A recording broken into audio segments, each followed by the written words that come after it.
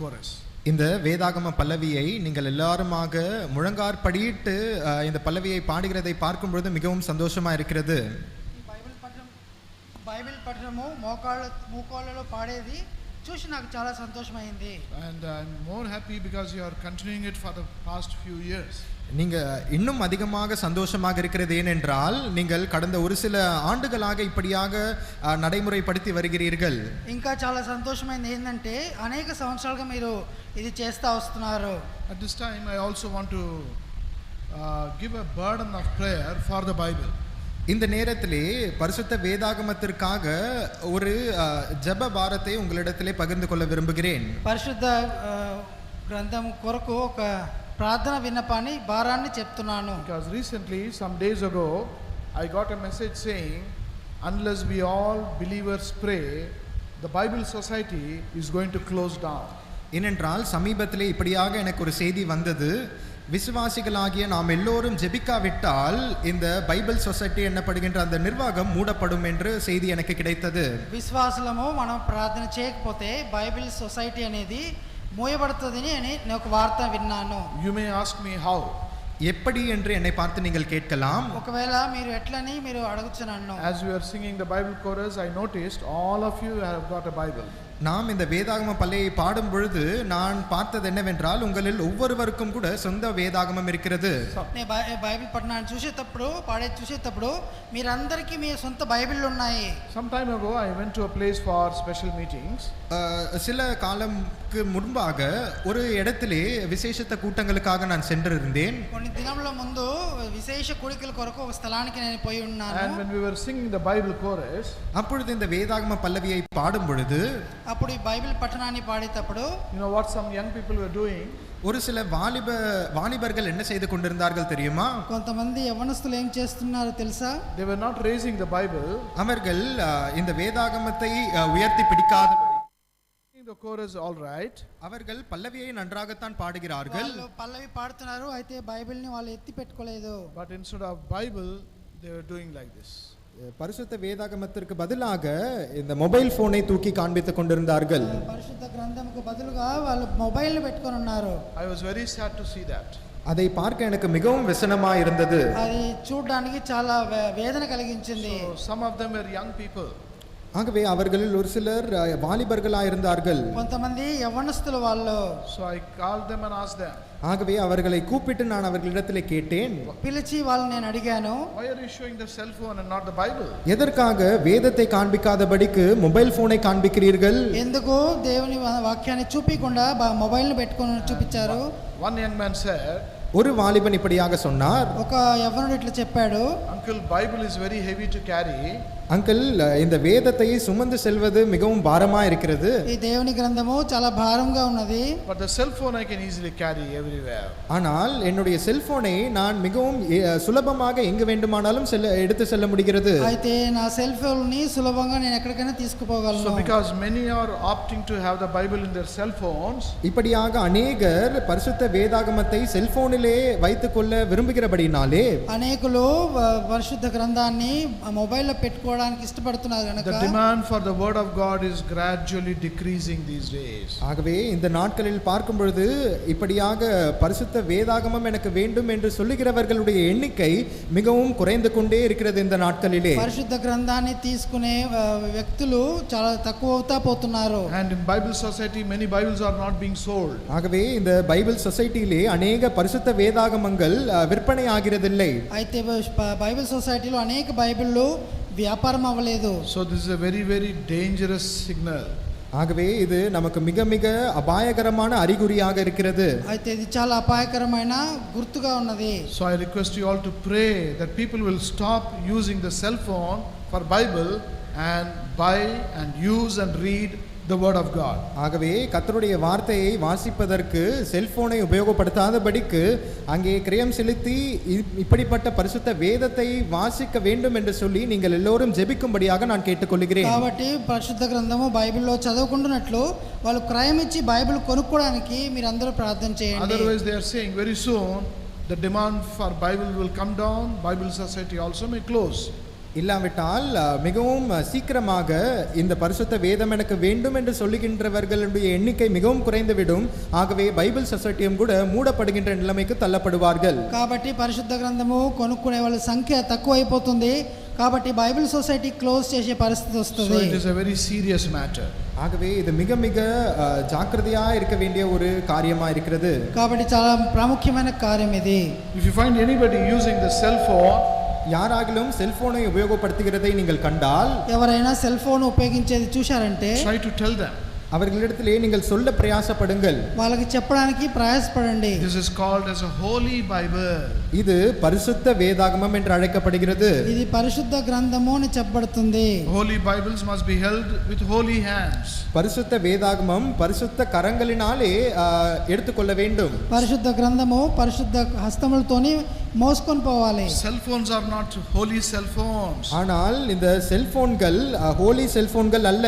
అయితే మొబైల్లు సెల్ ఫోన్లు పరిశుద్ధమైనవి కావు. There is so much of wickedness in the cell phones. அந்த செல்போனிலே அதிகமான துன்மார்க்கம் காணப்படுகிறது. ఆ సెల్ ఫోన్ లో గొప్ప దుష్టత్వం కనబడుతున్నది. So much of defilement is there in the cell phone and through the cell phones. இந்த செல்போனிலும் செல்போன் மூலமாகவும் அதிக தீட்டான காரியங்கள் காணப்படுகின்றன. సెల్ ఫోన్ ద్వారా అనేక అపవిత్రమైన కార్యాలు కనబడుతున్నవి. So we cannot put the Bible in a cell phone which is defiled, in which there is sin.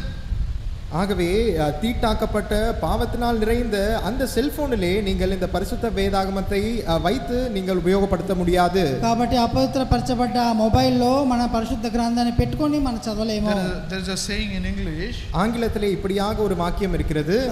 ఇంగ్లీష్లో ఇట్లా చెప్తున్నారు, nip it in the bud. அங்கே முளையிலே அறுத்து விடுங்கள் என்று சொல்லுகிறார்கள். ఆ ప్రారంభంలోనే గిల్లి వేయాలి, గిచ్చి విత్తి కోసి వేయాలని చెప్తున్నారు.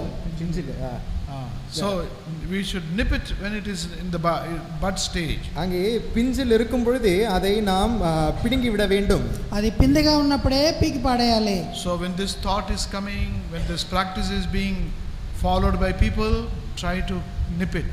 ஆகவே இப்பேற்பட்ட ஆலோசனை வந்து ஜனங்களுக்குள்ளாக இப்பேற்பட்ட காரியம் நடைமுறைப்படுத்தப்படுகிறது என்றால் அதை உடனடியாக நீங்கள் பிடுங்கி விடுங்கள், எடுத்து விடுங்கள். కాబట్టి ప్రజల్లో ఇట్లాంటి ఆలోచన వచ్చి ఇట్లాంటి కార్యాలు చేస్తున్నారంటే ఆరంభంలోనే దాన్ని తీసివేసేయాలి. And the Lord will reward you and bless you for that. அதற்கென்று கர்த்தர் உங்களுக்கு பலன் அளித்து உங்களை ஆசீர்வதிப்பார். కాబట్టి ప్రభు దానికి మిమ్మల్ని ఆశీర్వదించి దానికి ఫలాన్ని ఇస్తాడు. Now we'll go to our theme verse once again. இப்பொழுது மீண்டும் ஒரு முறையாக நம்முடைய கருப்பொருள் வசனத்திற்கு திருப்பிக் கொள்ளலாம். కాబట్టి మనం ఇప్పుడు ముఖ్య అంశానికి పోదాము. Colossians chapter 3. கொலோசியர் நிருபம் 3ஆம் அதிகாரம். కొలొస్సీయులకు రాసిన పత్రిక 3వ అధ్యాయము And verse 4 we will all read together. 4ஆம் అందరూ కలిసి చదువుకుందాము. Colossians chapter 3 and verse 4. கொலோசியர் 3ஆம் அதிகாரம் 4ஆம் வசனம். కొలొస్సీయులకు రాసిన పత్రిక 3వ అధ్యాయం 4వ వచనము.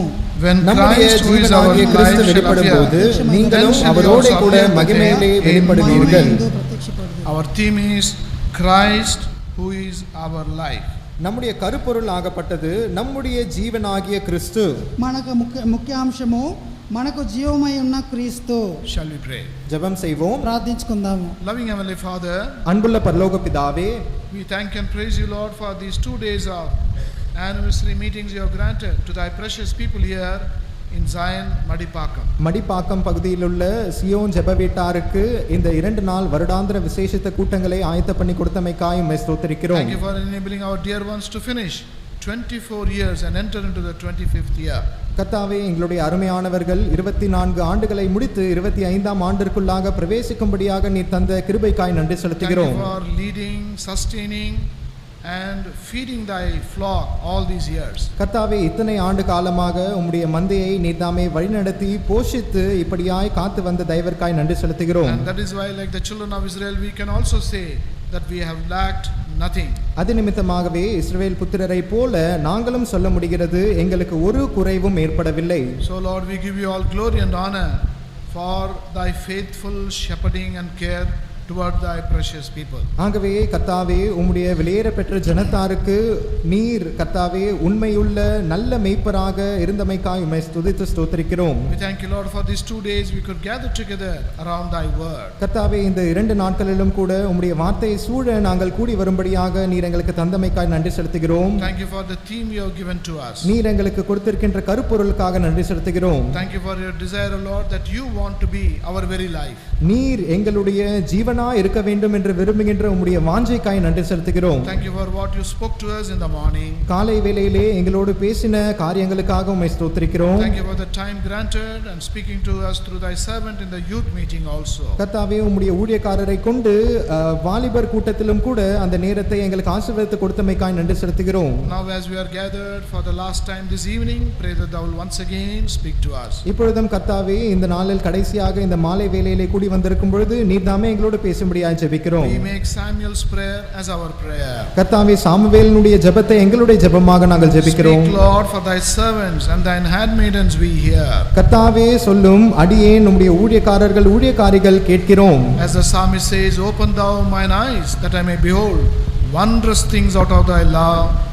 That is also our prayer. சங்கீதக்காரன் சொல்லுகிற வண்ணமாக உம்முடைய நியாயப்பிரமாணத்தினின்று அற்புத அதிசய காரியங்களை நான் பார்க்கும்படியாக என்னுடைய கண்களை திறந்தருளும் என்று சொல்லி அந்த ஜெபத்தையும் நாங்கள் ஜெபிக்கிறோம். Lord, bless our time and make it profitable. கர்த்தாவே எங்களுடைய நேரத்தை ஆசீர்வதித்து பிரயோஜனகரமாக மாற்றி அருளும். Hide 3 of us completely behind the cross. எங்கள் மூவரையும் கூட முற்றிலுமாக சிலுவைக்கு பின்னாக மறைத்தருளும். Empty us, O Lord, and fill us with our precious word. நீதாமே எங்களை முற்றிலும் வெறுமையாக்கி உம்முடைய வெளியேற பெற்ற வார்த்தைகளினாலே நிரப்பும்படியாய் ஜெபிக்கிறோம். Claim thy promise in Isaiah chapter 9 and verse 8. ஏசாயா 9ஆம் அதிகாரம் 8ஆம் வசனத்தில் இருக்கின்ற உம்முடைய வாக்குத்தத்தத்தை உரிமை பாராட்டுகிறோம். He sent his word unto Jacob, யாக்கோபிற்கு தம்முடைய வார்த்தையை அனுப்பினார். and it lighted upon Israel. அது இஸ்ரவேலருக்கு மிகவும் இன்பமாய் இருந்தது. Lord, do that in our midst this evening. கர்த்தாவே இந்த மாலை வேளையிலே அதை எங்கள் மத்தியிலும் செய்யும்படியாய் ஜெபிக்கிறோம். Those who may be on the way, bring them also in good time. கர்த்தாவே வழியில் வந்து கொண்டிருக்கிறவர்களுக்காக ஜெபிக்கிறோம். நீதாமே அவர்களை நேரத்தோடு எங்கள் மத்தியில் கொண்டு வந்து சேர்த்தருளும். Some have joined us online, continue to meet their need also. யாராகிலும் நேரலையிலே எங்களோடு இணைந்து கொண்டிருப்பார்களே என்றால் அவர்களுடைய தேவைகளையும் சந்திக்கும்படியாய் ஜெபிக்கிறோம். Pray for our dear ones very patiently in the midst of the heat, working hard in the kitchen. கர்த்தாவே உஷ்ணத்தின் மத்தியிலும் கூட மிகவும் பொறுமையோடு சமையல் அறையில் வேலை செய்து கொண்டிருக்கின்ற அருமையானவர்களுக்காக ஜெபிக்கிறோம். Lord, to bless and reward them. கர்த்தாவே நீர்தாமே அவர்களை ஆசீர்வதித்து வெகுமானங்களை கொடுக்கும்படியாய் ஜெபிக்கிறோம். And those who are helping in cutting of the vegetables and other activities in the kitchen, thou will also bless them. மற்றும் காய்கறிகள் வெட்டுவது இன்னும் அநேக துறைகளிலே அந்த சமையல் அறையில் வேலை செய்து கொண்டிருக்கின்ற உம்முடைய பிள்ளைகளை நீர்தாமே ஆசீர்வதிக்கும்படியாய் ஜெபிக்கிறோம். We ask all this with thanksgiving in the name of our Lord and our Savior, the Lord Jesus Christ. அனைத்தையும் நன்றி செலுத்தினவர்களாக ஆண்டவரும் இரட்சகருமாகிய இயேசு கிறிஸ்துவின் நாமத்தில் வேண்டி கேட்டுக்கொள்கிறோம் பிதாவே. Amen. As we saw this morning, it is the Lord's desire that every one of us must have his life and live and walk in this world. காலை வேளையிலே நாம் பார்த்த வண்ணமாக அங்கே கிறிஸ்துவினுடைய ஜீவனை உடையவர்களாக நாம் இந்த உலகத்தில் జీవిத்து நடக்க வேண்டும் என்று கர்த்தர் விரும்புகிறார். పొద్దున సమయంలో చూసుకున్నాము ఈ లోకంలో ఉన్న అందరూ కూడా క్రీస్తు జీవాన్ని పొంది నడవాలనేది దేవుని వాంఛ ఉన్నదని మనం చూసుకున్నాము. We have all been born with an earthly life.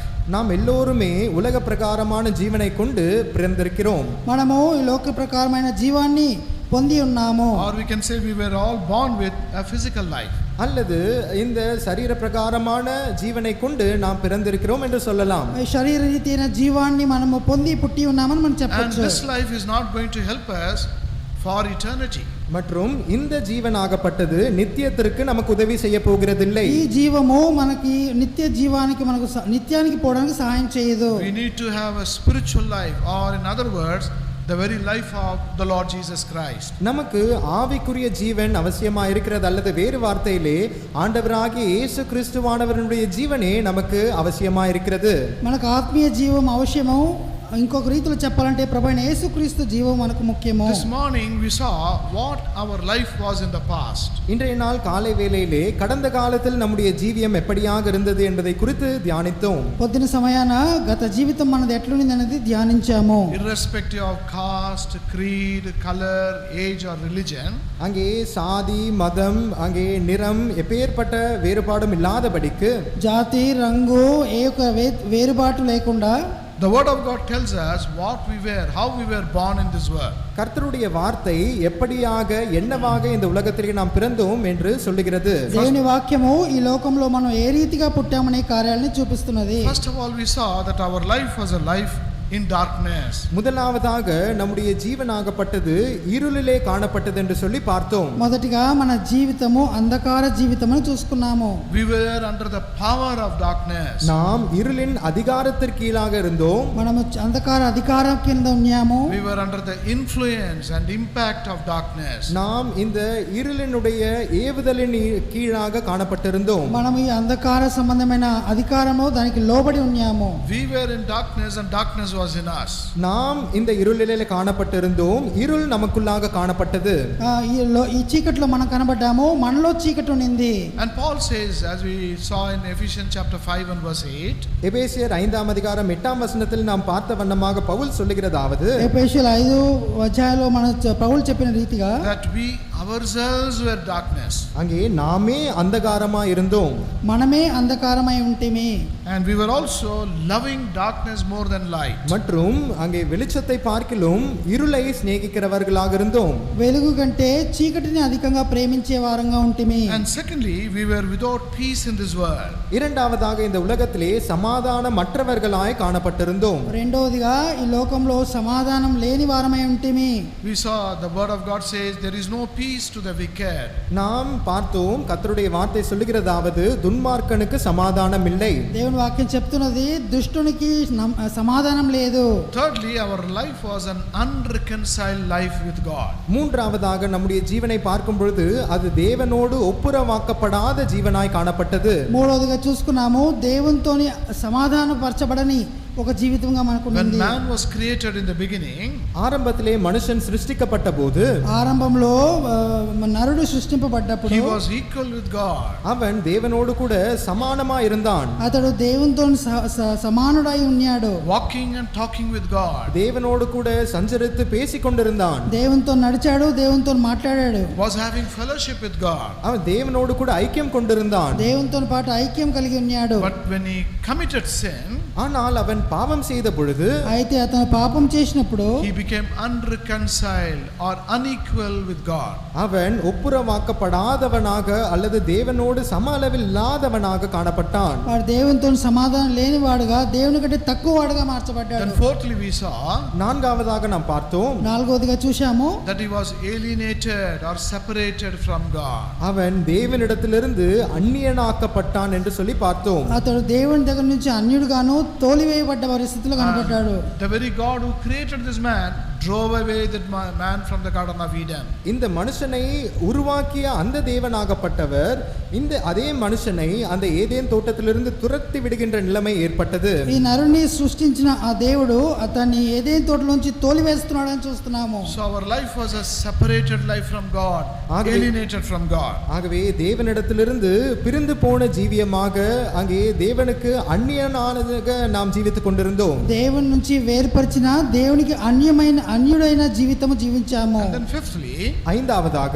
ఐదోదిగా we were enemies to God. நாம் தேவனுக்கு சத்துருக்களாய் இருந்தோம். దేవునికి మనము శత్రువులమై ఉంటిమి. No kindness and mercy or sympathy should be shown to us. நமக்கு எப்பேற்பட்ட தயவோ கிருபையோ இரக்கமோ பாராட்டப்படவே முடியாது. మనకు ఎట్లాంటి దయ కృప కనికరము చూపించలేని పరిస్థితి. Then we saw that we were filled with wicked works.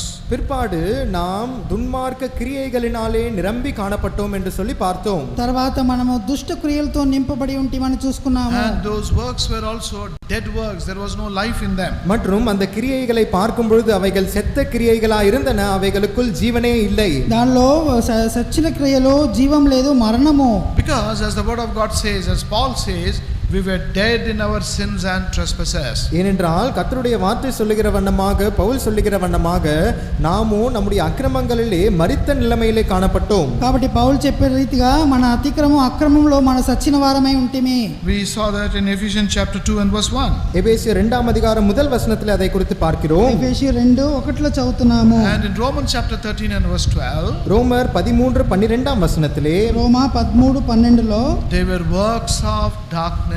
அவைகள் அந்தகார கிரியைகளாய் இருந்தன. అవి అంధకార క్రియలు. And then further we saw they were also works which could not bear fruit to please the Lord. மற்றும் கூடுதலாக பார்க்கும்போது நம்முடைய கிரியைகள் அங்கே கர்த்தரை பிரியப்படுத்தும்படியான கனியற்ற கிரியைகளாய் இருந்தன.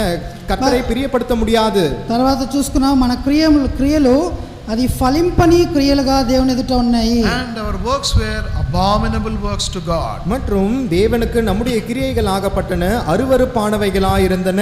దేవుని ఎదుట మన క్రియలు హేయ క్రియలుగా ఉన్నవి. And we were in vanity and our works were also works of vanity. மற்றும் நாம் மாயையிலே இருந்தோம், நம்முடைய கிரியைகளும் மாயமானவைகளாய் காணப்பட்டன. మనం మాయలో ఉన్నాము, మన క్రియలు మాయ క్రియలుగా ఉన్నాయి. Now this was our past life. இதுதான் நம்முடைய கடந்த கால ஜீவியமா இருந்தது. ఇదే మన గత జీవితము. But it was the desire of the Lord to bring in His very life into us. ஆனால் கர்த்தருடைய வாஞ்சை விருப்பம் என்னவாக இருந்தது என்றால் அவருடைய சொந்த ஜீவனையே நமக்குள்ளாக கொண்டு வர வேண்டும் என்று அவர் விரும்பினார். అయితే ప్రభు వాంఛ ఏమై ఉన్నది, ఆయన జీవాన్ని మనలోకి తీసుకురావాలనేది ఆయన వాంఛ ఉన్నది. But that was not very easy. ஆனால் அது மிகவும் சுலபமாக இருக்கவில்லை. అదంత సులభమైన కార్యం కాదు. Oh, he had to do a sevenfold work in our lives. அவர் நம்முடைய ஜீவியங்களிலே ஏழுத்தனையான கிரியையை நடப்பிக்க வேண்டியதா இருந்தது. మన జీవితంలో ఏడంతుల కార్యాలు ఆయన చేయాల్సి వచ్చింది. Only through that sevenfold work the Lord could prepare us to receive His life in us. அந்த ஏழுத்தனையான கிரியைகளின் மூலமாக மாத்திரமே அவருடைய ஜீவனை நாம் பெற்றுக்கொள்ளும்படியான கிரியையை அவரால் செய்ய முடிந்தது. ఆ ఏడంతుల క్రియలను బట్టి ఆయనకు జీవము మనలోకి రాగలదు. Apostle Paul writes all these things in the portion we saw this morning. அப்போஸ்தலனாகிய பவுல் இந்த காரியங்களை எல்லாம் குறித்து நாம் காலை வேளையிலே வாசித்த அந்த வேத பகுதியிலே எழுதுகிறார். అపోస్తలుడైన పౌలు ఈ కార్యములన్నీ కూడా మనం పొద్దున చదివిన వాక్యములలో రాస్తున్నాడు. We mentioned that about that in from verse 13, Colossians chapter 1 from verse 13 to verse 22. அங்கே கொலோசியர் 1ஆம் அதிகாரம் 13ஆம் வசனத்தினின்று 22ஆம் வசனம் வரையில் பவுல் இவைகளை எல்லாம் குறிப்பிட்டு எழுதுகிறார். కొలొస్సీలో 1:13 నుంచి 22 వరకు దీనిలో పౌలు అని రాస్తున్నాడు. The very first work that the Lord did on our lives is ஆண்டவராகிய இயேசு கிறிஸ்துவானவர் நம்முடைய ஜீவியத்தில் செய்த முதலாவது கிரியை என்னவென்றால் ప్రభువైన యేసుక్రీస్తు మన జీవితంలో చేసిన మొదటి క్రియ ఏందంటే He quickened us or brought life into us. அவர் நம்மை உயிர்ப்பித்தார் அல்லது நமக்குள்ளாக ஜீவனை கொண்டு வந்தார். ఆయన మనలో జీవాన్ని తీసుకొచ్చాడు. There was no life in us. நமக்குள்ளாக ஜீவனே இல்லாத நிலைமையில் இருந்தோம். మనలో జీవం లేని పరిస్థితి. We had physical life but not the spiritual life. நமக்கு இந்த சரீர பிரகாரமான ஜீவன் இருக்கிறது, ஆனால் ஆவிக்குரிய ஜீவனோ இல்லாது இருந்தது. శరీర రీతి అయిన జీవం ఉన్నది, అయితే ఆత్మీయ జీవము మనలో లేదు. He brought this spiritual life, His life into us. அவரோ இந்த ஆவிக்குரிய ஜீவனை தன்னுடைய ஜீவனையே நமக்குள்ளாக கொண்டு வந்தார். ఈ ఆత్మ రీతి అయిన జీవాన్ని ఆయన జీవాన్ని మనలోకి ఆయన తీసుకొచ్చాడు. See Colossians chapter 2 and verse 13. கொலோசியர் 2ஆம் அதிகாரம் 13ஆம் வசனத்தை பார்ப்போம். కొలొస్సీలో 2:13 చూడండి. Shall we all read this verse together? இந்த வசனத்தை நாம் எல்லோரும் சேர்ந்து வாசிக்கலாம். మనందరం కలిసి చదువుకుందాము. Colossians chapter 2 and verse 13. கொலோசியர் 2ஆம் அதிகாரம் 13ஆம் வசனம். కొలొస్సీలకు రాసిన పత్రిక 2:13. And you உங்கள் பாவங்களினாலேயும் உங்கள் மாம்ச விருத்த சேதனம் இல்லாமையினாலேயும் மரித்தவர்களாயிருந்த உங்களையும் அவரோட கூட உயிர்ப்பித்து அக்கிரமங்கள் எல்லாவற்றையும் உங்களுக்கு மன்னித்தது. See what Paul is saying here. இங்கே பவுல் என்ன சொல்லுகிறார்? ఇక్కడ పౌలు ఏం చెప్తున్నాడు? We were dead in our sins. நம்முடைய பாவங்களினாலே நாம் மரித்தவர்களாய் இருந்தோம்.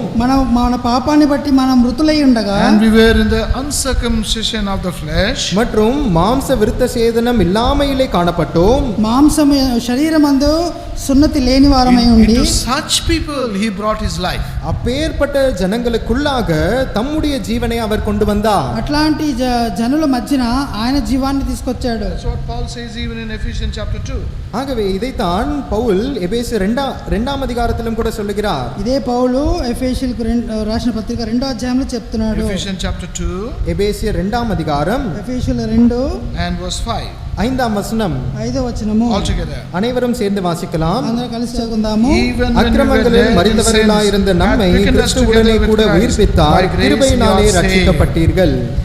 Even as we are dead, he brought his very life into us. நாம் மரித்தவர்களாய் இருந்த பொழுதிலும் தம்முடைய ஜீவனை நமக்குள்ளாக அவர் கொண்டு வந்தார். మన మృతులై ఉండినను తన జీవాన్ని మనలోకి తీసుకొచ్చాడు. And for that he had to pay a very great price.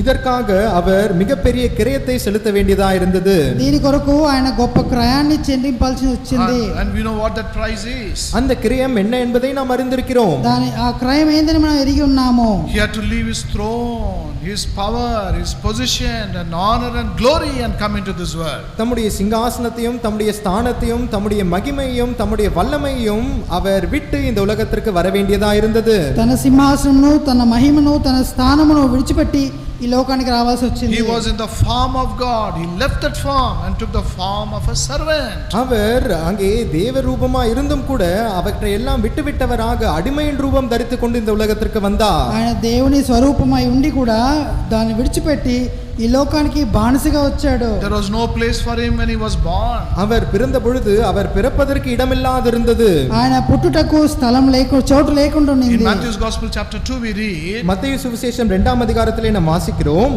మత్తయి సువార్త 2వ అధ్యాయంలో చదువుతున్నాము. those wise men came looking for Jesus with a question. அந்த ஞானிகள் ஆண்டவராக இயேசு கிறிஸ்துவானவர் பிறந்த பொழுது ஒரு கேள்வியோடு கூட அவரை பார்க்க வந்தார்கள். ఆ జ్ఞానులు ప్రభువైన యేసుక్రీస్తుని ఎత్తుకొని వచ్చినప్పుడు ఒక ప్రశ్నతో వచ్చారు. I want to ask a question here. இப்பொழுது ஒரு கேள்வியை நான் கேட்க விரும்புகிறேன். ఇప్పుడు ఒక ప్రశ్న మిమ్మల్ని అడగకూర్చున్నాను. I'm sure you'll all give the correct answer. நீங்கள் எல்லோருமே அதற்கு சரியான விடை சொல்லுவீர்கள் என்று நான் நிச்சயமாக நம்புகிறேன். మీరందరూ కూడా దానికి సరైన జవాబు చెప్తారని నిశ్చయంగా నేను నమ్ముతున్నాను. This wise man came with a question. இந்த ஞானிகள் அனைவரும் ஒரு கேள்வியோடு கூட வந்தார்கள். ఈ జ్ఞానులు అంత ఒక ప్రశ్నతో అడిగారు. But వచ్చారు. how many wise men came? ஆனால் எத்தனை ஞானிகள் வந்தார்கள்? ఎంతమంది జ్ఞానులు వచ్చారు? How many came? எத்தனை ஞானிகள்? ఎంతమంది జ్ఞానులు? I want young people to give the answer. வாலிபர்கள் இதற்கு பதில் சொல்ல வேண்டும். యవ్వనస్తులు దీనికి జవాబు చెప్పాలి. 10, 5, 6, 7, how many? 10, 5, 6, 7 எத்தனை பேர்? 10, 5, 7 ఎంతమంది? How many of you say 3 wise men? உங்களில் எத்தனை பேர் 3 ஞானிகள் என்று சொல்லுகிறீர்கள்? ఎంతమంది మీరులో ముగ్గురు జ్ఞానులు అని చెప్తున్నారు? Show your hands. கையை உயர்த்தி காண்பிக்கலாம். How many చేతులెత్తి say చూపండి. 3 wise men came? எத்தனை பேர் 3 ஞானிகள் வந்தார்கள் என்று சொல்லுகிறீர்கள்? ఎంతమంది 3 జ్ఞానులు వచ్చారని చెప్తున్నారు? There is a reason for that. அதற்கு ஒரு காரணம் உண்டு. దానికి ఒక కారణం ఉన్నది. Because they brought 3 gifts to the Lord Jesus. ஏனென்றால் ஆண்டவராக இயேசு கிறிஸ்துவுக்கு 3 பரிசுகளை அவர்கள் கொண்டு வந்தார்கள். ఎందుకంటే ప్రభువైన యేసుక్రీస్తుకి 3 బహుమానాలు తీసుకొచ్చారు. So 3 is right or wrong? ஆகவே இந்த 3 என்கின்ற எண் சரியா தவறா? ఈ 3 అనే సంఖ్య సరే తప్ప? How many say it is right? உங்களில் எத்தனை பேர் சரி என்று சொல்லுகிறீர்கள்? మీలో ఎంతమంది దాని సరైన జవాబు అంటున్నారు? Now how many say it is wrong? உங்களில் எத்தனை பேர் அது தவறு என்று சொல்லுகிறீர்கள்? మీలో ఎంతమంది అది తప్పు అంటున్నారు? I think you are all confused now. எல்லாரும் குழப்பமா Only இருக்கிறீர்கள். few hands are going up. ஒரு சில கைகள் தான் மேலே எழும்புகிறது. The కొన్ని number is చేతులు మాత్రమే ఎత్తి చూపిస్తున్నారు. the number is not mentioned in the scriptures anywhere. வேத வாக்கியங்களில் எங்கும் கூட இத்தனை பேர் என்று சொல்லி எண் குறிப்பிடப்படவில்லை. దేవుని వాక్యంలో ఇంతమంది అని చెప్పి ఎక్కడ కూడా రాయబడలేదు. We do not know how many came. எத்தனை பேர் வந்தார்கள் என்று நமக்கு தெரியாது. ఎంతమంది వచ్చారని మనకు తెలియదు. But they came with a question. ஆனால் அவர்கள் ஒரு கேள்வியோடு கூட வந்தார்கள். అయితే వాళ్ళు ఒక ప్రశ్నతో వచ్చారు. What is that question? அந்த கேள்விதான் என்ன? ఆ ప్రశ్న ఏంది? where is he that is born king of the Jews? யூதருக்கு ராஜாவாக பிறந்திருக்கிறவர் எங்கே? యూదులకు రాజుగా పుట్టినవాడు ఎక్కడ? So whom are they searching? இவர்கள் யாரை தேடிக்கொண்டிருக்கிறார்கள்? ఎవరిని ఎతుకుతున్నారు? They are searching for a king. அவர்கள் ஒரு ராஜாவை தேடுகிறார்கள். వాళ్ళు ఒక రాజుని ఎతుకుతున్నారు. But where was this king born? ஆனால் இந்த ராஜா எங்கே பிறந்திருக்கிறார்? అయితే ఈ రాజు ఎక్కడ పుట్టాడు? Which palace was he born? எந்த அரண்மனையிலே அவர் பிறந்தார்? ఏ అంతఃపురంలో పుట్టాడు? He was not born in any palace. அவர் எந்த ஒரு அரண்மனையிலே பிறக்கவில்லை. ఏ ఒక అంతఃపురంలో పుట్టలేదు. He was not even born in any house.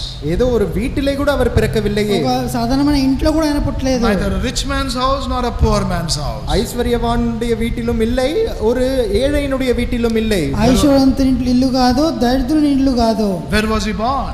அப்பொழுது எங்கேதான் அவர் பிறந்தார்? ఎక్కడ పుట్టాడు? He was born in a place only animals are born. அங்கே மிருகங்கள் பிறக்கின்ற அந்த ஸ்தலத்திலே ஆண்டவர் பிறந்தார். ఆయన పశువుల పాకలో పుట్టాడు. The one who created all those animals and he was born there. யார் இந்த எல்லா மிருக ஜீவன்களை சிருஷ்டித்தாரோ அவர் அந்த இடத்திலே பிறந்தார். ఏ జీవుల్ని ప్రభు సృష్టించాడో వాళ్ళ మధ్యన పుట్టాడు. That is the price he paid. அந்த கிரயத்தை அவர் செலுத்தினார். ఆ క్రయాన్ని ఆయన చెల్లించాడు. He came into this world. அவர் இந்த உலகத்திற்குள் வந்தார். ఈ లోకానికి వచ్చాడు. There was no place for him. அவருக்கென்று ஸ்தலமே இல்லை.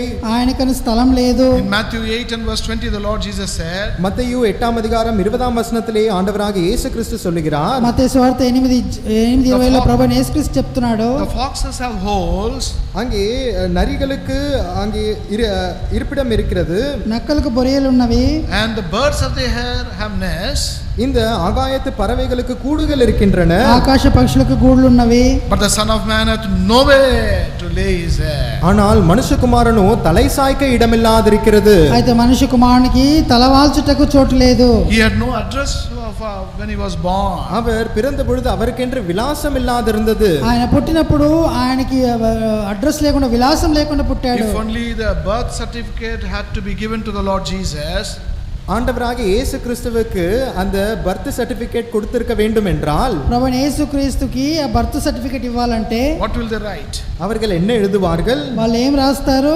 Name, பெயர், పేరు Jesus. இயேசு. యేసు. When was he born? எப்பொழுது அவர் பிறந்தார்? ఎప్పుడు పుట్టాడు? People claim, we think that he was born on 25th of December. அங்கே 25வது டிசம்பர் மாதத்திலே அவர் பிறந்தார் என்று ஜனங்கள் நம்புகிறார்கள். 25 డిసెంబరు ఆ తారీఖులో పుట్టాడని ప్రజలు అనుకుంటున్నారు. Where was he born? அவர் எங்கே பிறந்தார்? ఎక్కడ పుట్టాడు? I was born in Madanapalli. நான் மதனப்பள்ளியிலே பிறந்தேன். నేను మదనపల్లిలో పుట్టాను. Where was Jesus born? ஆண்டவராகிய இயேசு கிறிஸ்து எங்கே பிறந்தார்?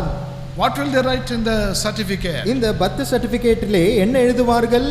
ప్రభువైన యేసుక్రీస్తు ఎక్కడ పుట్టాడని బర్త్ సర్టిఫికెట్లో ఏం రాస్తారు? They have to write manger.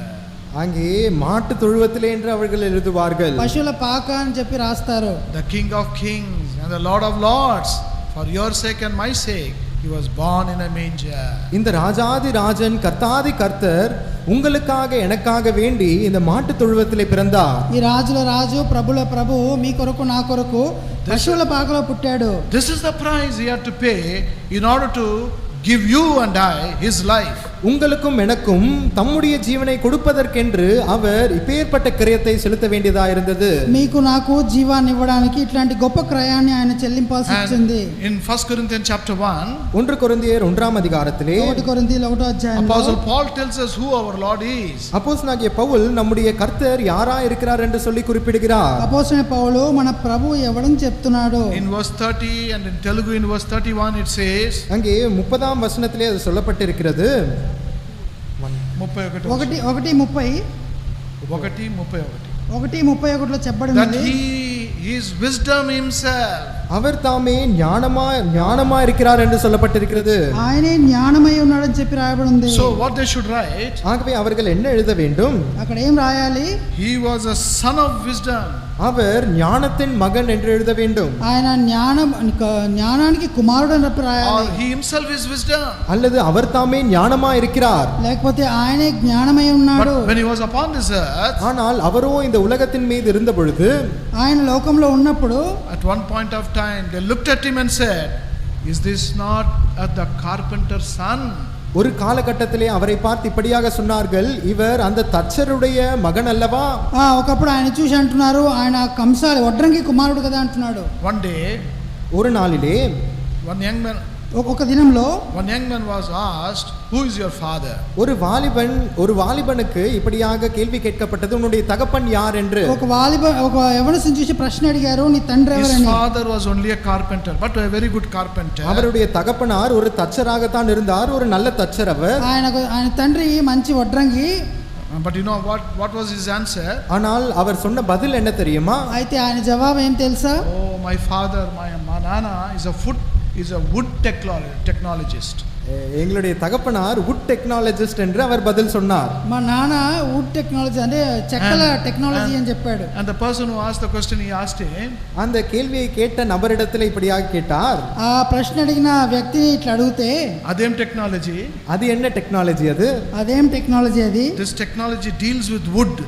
இந்த டெக்னாலஜி இந்த மர சம்பந்தமான காரியத்தோடு கூட ஈடுபடுத்தப்பட்டு இருக்கிறது. ఈ ఒక టెక్నాలజీ చెక్కల్ని డీల్ చేస్తుంది. Finally got to know he is only a carpenter. கடைசியாக அவர் புரிந்து கொண்டது அவர் வெறும் தச்சர் தான். తర్వాత అతను అర్థం చేసుకున్నాడు ఆయన ఒక కార్పెంటర్ అని. What about our Lord? ஆனால் நம்முடைய ஆண்டவரை குறித்து என்ன? అయితే మన ప్రభు గురించి ఏంది? What is the price that he paid? அவர் செலுத்தின கிரயம் என்ன? ఆయన చెల్లించిన క్రయం ఎంత గొప్పది. Born in a manger. மாட்டு தொழுவத்திலே பிறக்கிறார். ఆయన పశువుల పాకలో పుట్టాడు. Son of a carpenter. தச்சரனுடைய மகன், వడ్రంగి కుమారుడు.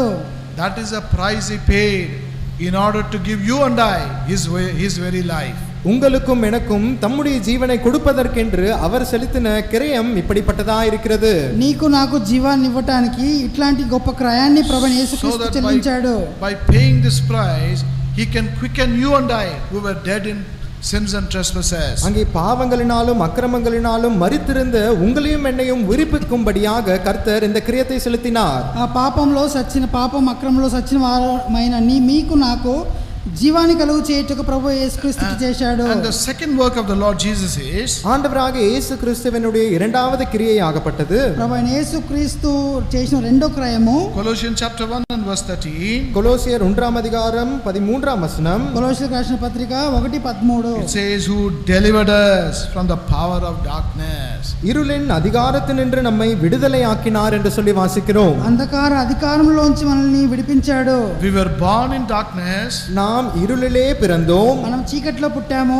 We were living in darkness. நாம் இருளிலே ஜீவித்துக் கொண்டிருந்தோம். మనం అంధకారంలో జీవించాము. There was no help from our Lord. We would have died, or we will die in darkness. அங்கே ஒருவேளை கர்த்தரிடத்திலிருந்து நமக்கு எப்பேற்பட்ட உதவியும் கிடைக்காத பட்சத்திலே இந்த இருளிலேயே நாம் மரித்திருந்திருப்போம். ఒకవేళ సహాయము దేవుని దగ్గర నుంచి రాకపోయిన ఎడల మనం అక్కడే మరణించుంటాము. And as we saw this morning, காலை வேளையிலே நாம் பார்த்த வண்ணமாக పొద్దున మనం చూసుకున్నట్లు we were not only darkness ourselves, நாமே அந்தகாரமா இருந்தது மாத்திரமல்ல, మనమే అంధకారమై ఉన్నాము. అది మాత్రమే we were కాక under this great power of darkness. நாம் இந்த அந்தகாரத்தின் பெரிய அதிகாரத்தின் கீழாக காணப்பட்டிருந்தோம். ఈ అంధకారపు అధికారముల కింద మనం ఉన్నాము. And also we were under the fear of death. மற்றும் மரண பயத்தினாலே சூழ்ந்து காணப்பட்டிருந்தோம். మరణ భయంతోని నింపబడి ఉన్నాము. See Hebrews chapter 2 எபிரேயர் 2ஆம் அதிகாரத்தை திருப்பிக் கொள்ளலாம். హెబ్రీయులకు రాసిన పత్రిక 2వ అధ్యాయము and verse 14. 14ஆம் வசனம். 14వ వచనము. Hebrews chapter 2 எபிரேயர் 2ஆம் அதிகாரம் హెబ్రీయులకు రాసిన పత్రిక 2వ అధ్యాయము verse 14. Shall we all read together? 14ஆம் வசனத்தை அனைவருமாக சேர்ந்து வாசிக்கலாம். 14 అందరూ కలిసి చదువుకుందాము. ஆதலால் பிள்ளைகள் மாம்சத்தையும் இரத்தத்தையும் உடையவர்களாயிருக்க அவரும் அவர்களைப் போல மாம்சத்தையும் இரத்தத்தையும் உடையவரானார். மரணத்துக்கு அதிகாரியாகிய பிசாசானவை தமது மரணத்தினாலே அழிக்கும்படிக்கு. What do we read about death here? இங்கே மரணத்தை குறித்து நாம் என்ன வாசிக்கிறோம்? ఇక్కడ మరణాన్ని గురించి ఏం చదువుతున్నాము?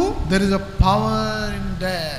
இங்கே மரணத்திலே ஒரு வல்லமை இருக்கிறது. మరణంలో ఒక శక్తి ఉన్నది. We were not only in darkness, நாம் அந்தகாரத்தில் இருந்தது மாத்திரமல்ல, మనం అంధకారంలో ఉండేది మాత్రం కాదు, but we were under the power and the fear of death. மற்றும் நாம் இந்த மரண பயத்தினாலும் இந்த மரணத்தின் வல்லமை கீழாகவும் காணப்பட்டிருந்தோம். మరణ భయం ద్వారాను మరణపు అధిక బలం కింద ఉన్నాము. See verse 15 also. 15ஆம் வசனத்தையும் வாசிக்கலாம். 15 చదువుదాము. And deliver them who through fear of death were all their lifetime subject to bondage. ஜீவகாலமெல்லாம் மரண பயத்தினாலே அடிமைத்தனத்திற்குள்ளானவர்கள் யாவரையும் விடுதலை பண்ணும்படிக்கு அப்படியானார். జీవిత కాలమంతయు మరణ భయము చేత దాస్యత్వమునకు లోబడిన వారిని విడిపించుటకు అలాగ చేశాను. We were not only under the power of death, நாம் இந்த மரணத்தின் வல்லமை கீழாக காணப்பட்டது மாத்திரமல்ல, మరణము ఈ యొక్క మరణానికి లోబడి ఉండేది మాత్రం we కాక were also under the fear of death. நாம் இந்த மரண பயத்திற்கு கீழாகவும் காணப்பட்டிருந்தோம். మనం ఈ మరణ భయానికి కూడా మనము దాసత్వమై And the ఉంటిమి. Lord Jesus Christ came and paid the price in order to deliver us from the power of death and the fear of death. இப்படி இருக்க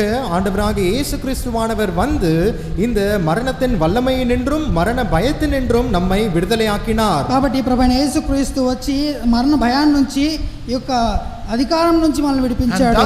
thus he brought his life into us. இப்படியாகத்தான் அவர் கிரியத்தை செலுத்தி நமக்குள்ளாக தம்முடைய ஜீவனை கொண்டு வந்தார். ఇట్లా ఆయన క్రయం చెల్లించి మనలో ఆయన జీవాన్ని And తీసుకొచ్చాడు. that is why for a believer there is no fear or power of death. அது நிமித்தமாகத்தான் ஒரு விசுவாசிக்கு மரணத்தின் பயமோ அல்லது மரணத்தின் வல்லமையோ இனி அவனை தாக்காது. కాబట్టి ఇంకా విశ్వాసికి మరణ భయము మరణ అధికారము వాళ్ళని బాధించదు. We know about many believers who did not fear death and gave and sacrificed their lives. நமக்கு அநேக விசுவாசிகளை நாம் அறிந்திருக்கிறோம். அவர்கள் அங்கே மரணத்துக்கு சற்றும் பயப்படாதபடிக்கு அவர்கள் சென்று தங்களுடைய ஜீவனையே கொடுத்தார்கள். కాబట్టి అనేక విశ్వాసులు మనం ఎరిగి ఉన్నాము, మరణము భయం లేకుండా తన జీవాన్ని ఇచ్చిన వారు ఉన్నారు. We find even that in the Old Testament. இந்த காரியத்தை பழைய ஏற்பாட்டிலும் கூட நாம் பார்க்கிறோம். ఈ కార్యాలు పాత నిబంధనలో రాయబడి ఉన్నవి. What do we find in those three young men, Shadrach, Meshach and Abednego? Shadrach, Meshach, Abednego இந்த மூன்று வாலிபர்களிடத்தில் நாம் என்னத்தை பார்க்கிறோம்? షద్రక్, మేషక్, అబేద్నెగో మూడు యవ్వనస్తుల గురించి ఏం చదువుతున్నాము? They told the king, அவர்கள் ராஜாவை பார்த்து இப்படி சொன்னார்கள், రాజుని చూసి చెప్తున్నారు, we are not careful to answer you. உங்களுக்கு பதில் அளிக்க நாங்கள் ஜாக்கிரதை இல்லாதவர்களா இருக்கிறோம். మీకు జవాబు ఇవ్వటకు మీరు జాగ్రత్త పడలేదు And the అంటున్నారు. fire was heated 7 times more. 7 தணையாக அந்த அக்னி ஜுவாலை இன்னும் சூடேற்றப்பட்டது. 7 అంతలుగా అగ్నిగుండము వేడిమి చేయబడ్డది. Those who threw them inside, they were consumed by that fire. இந்த வாலிபர்களை அந்த அக்னி ஜுவாலைக்குள்ளாக போட்டவர்களே அந்த அக்னியினால் பட்சிக்கப்பட்டார்கள். ఈ యవ్వనస్తుల్ని పట్టి అగ్నిలో వేసిన వాళ్ళు కాలి చచ్చిపోయారు. But what about the young people? ஆனால் அந்த வாலிபர்களை குறித்து என்ன? అయితే ఆ యవ్వనస్తుల గురించి ఏంది? No fear of death. அவர்களுக்கு மரண பயமே இல்லை. వాళ్ళకు మరణ భయం లేదు. What about Daniel? தானியேலை குறித்து என்ன? దానియేలు గురించి ఏంది? No fear about the decree that was signed, which entitled him to be thrown into the den of lions. அந்த சிங்க கெபியிலே போடப்படும்படியாக கையெழுத்திடப்பட்ட அந்த பத்திரத்தை குறித்து, அந்த சட்டத்தை குறித்து அவர் சற்றும் பயமில்லாமல் காணப்பட்டார். ఆ సింహ బోన్లో వేయబడాలనే పత్రాన్ని చూసి దాని గురించి ఏది భయపడకుండా ఉన్నాడు. That is the boldness, that is the life of boldness the Lord gives. இப்பேற்பட்ட தைரியத்தின் ஜீவனை கர்த்தர் நமக்கு கொடுக்கிறார். ఇట్లాంటి ధైర్యం కలిగిన జీవితాన్ని ప్రభు మనకిస్తున్నాడు. Then thirdly, மூன்றாவதாக మూడోదిగా again in the same verse 13, Colossians chapter 1 and verse 13, கொலோசியர் 1ஆம் அதிகாரம் 13ஆம் வசனத்திலே కొలొస్సీయులకు రాసిన పత్రిక 1:13 Paul says that he has translated us into the kingdom of his dear son. Pavul சொல்லுகிறார், தமது அன்பின் குமாரனுடைய ராஜ்யத்திற்கு ఉత్పడుతున్నారు என்று சொல்லுகிறார். తన ప్రేమ కుమారుని రాజ్యానికి మనల్ని చేర్చాడు, మార్చాడని చెప్పి రాయబడింది. First of all, the Lord quickened us. முதலாவதாக கர்த்தர் நம்மை உயிர்ப்பித்தார். మొదటిగా మనల్ని ఉజ్జీవింపజేశాడు. Secondly, he delivered us. இரண்டாவதாக விடுதலை ஆக்கினார். రెండవదిగా విడిపించాడు. From darkness and from fear. அங்கே இருளினின்றும் பயத்தினின்றும் விடுதலை ஆக்கினார். అంధకారం నుంచి తర్వాత చీకటి And also the scripture says how he has delivered us from sin and sinful life. மற்றும் வேதவாக்கியம் சொல்லுகிறது எப்படியாக பாவத்தினின்றும் பாவ ஜீவியத்திலிருந்தும் கர்த்தர் நம்மை விடுதலை ஆக்கினார் என்று. దేవుడు చెప్తున్నాడు పాప నుంచి పాప జీవితం నుంచి ఎట్లా విడిపించాడు. Thirdly, இப்போது மூன்றாவதாக the work of the Lord Jesus is to translate us. ஆண்டவராகிய இயேசு கிறிஸ்துவானவருடைய கிரியையாகப்பட்டது நம்மை மாற்றி அமைக்க வேண்டும். ప్రభువైన యేసుక్రీస్తు క్రియ మనల్ని ఇప్పుడు మార్చాలి. Or to transfer us. அல்லது நம்மை மாற்ற வேண்டும். మనల్ని మార్చాలి. Or he changed us. அவர் நம்மை அங்கே மாற்றினார். ఆయన మనల్ని మార్చాడు. Now I have got two translators here. இப்பொழுது இங்கே 2 மொழிபெயர்ப்பாளர்கள் இருக்கிறார்கள். ఇక్కడ ఇద్దరు ఇప్పుడు ట్రాన్స్లేటర్స్ ఉన్నారు. What are they doing? அவர்கள் என்ன செய்கிறார்கள்? వాళ్ళు ఏం చేస్తున్నారు? Whatever I am saying, by the grace of God, by the gift of God, they are translating it to Tamil and also in Telugu. நான் என்ன சொல்லுகிறேனோ அதை கர்த்தருடைய கிருபையினாலே கர்த்தர் அளித்த ஈவின்படியாக தமிழிலும் தெலுங்கிலும் அவர்கள் மொழிபெயர்க்கிறார்கள். నేను ఏమైతే చెప్తున్నానో దేవుని కృప ద్వారా తెలుగులో తమిళ్లో మార్చి చెప్తున్నారు. But that is a translation of language. ஆனால் அது மொழிபெயர்ப்பாக இருக்கிறது. అయితే అది తర్జుమా అయి ఉన్నది. But when it comes to the Lord Jesus, ஆனால் ஆண்டவராகிய இயேசு கிறிஸ்துவினிடத்தில் வரும்போது అయితే ప్రభువైన యేసుక్రీస్తుకు మనం వచ్చినప్పుడు there is a translation of life itself. அங்கே ஜீவனையே மாற்றி அமைக்கின்ற காரியத்தை நாம் பார்க்கிறோம். మన జీవితాన్ని మార్చే కార్యము. We don't have time to see all the verses. எல்லா வசனங்களையும் பார்க்க நமக்கு நேரம் இல்லை. అన్ని వచనాలు చదువుకోవడానికి సమయం In లేదు. 1 Corinthians chapter 1 and verse 2, 1 கொரிந்தியர் 1ஆம் அதிகாரம் 2ஆம் வசனத்திலே 1 కొరింథీయులు 1:2 the sinner is translated into a saint. இங்கே பார்க்கும் பொழுது பாவி பரிசுத்தவானாக மாற்றி அமைக்கப்படுகிறான். ఇక్కడ పాపి పరిశుద్ధులుగా మార్చబడుతున్నాడు. And in Ephesians chapter 5 and verse 8 we read, மற்றும் எபேசியர் 5ஆம் அதிகாரம் 8ஆம் வசனத்திலே நாம் வாசிக்கிறோம். ఎఫెసీయ 5:8లో చదువుతున్నాము. we are translated from darkness into the marvelous light of the Lord Jesus. இங்கே அந்தகாரத்தினின்று ஆண்டவராகிய இயேசு கிறிஸ்துவினுடைய ஆச்சரியமான ஒளியிற்குள்ளாக நம்மை மாற்றி அமைத்திருக்கிறார். అంధకారంలోంచి ఆశ్చర్యకరమైన వెలుగులోకి మనం We మార్చబడుతున్నాము. find that even in Acts chapter 26 and verse 18. அப்போஸ்தலர் 26ஆம் அதிகாரம் 18ஆம் வசனத்திலும் கூட இதை குறித்து நாம் வாசிக்கிறோம். అపోస్తలుల కార్యం 26:18లో కూడా చదువుతున్నాము. And in John's Gospel chapter 5 and verse 24 the Lord Jesus said, மற்றும் யோவான் சுவிசேஷம் 5ஆம் அதிகாரம் 24ஆம் வசனத்திலே ஆண்டவராகிய இயேசு கிறிஸ்து சொன்னார். యోహాను 5:24లో ప్రభువైన యేసుక్రీస్తు చెప్తున్నాడు. we are translated from death into life. அங்கே மரணத்தினின்று ஜீவனுக்குள்ளாக நாம் மாற்றப்பட்டிருக்கிறோம். మరణం నుంచి జీవానికి మార్చబడ్డాము.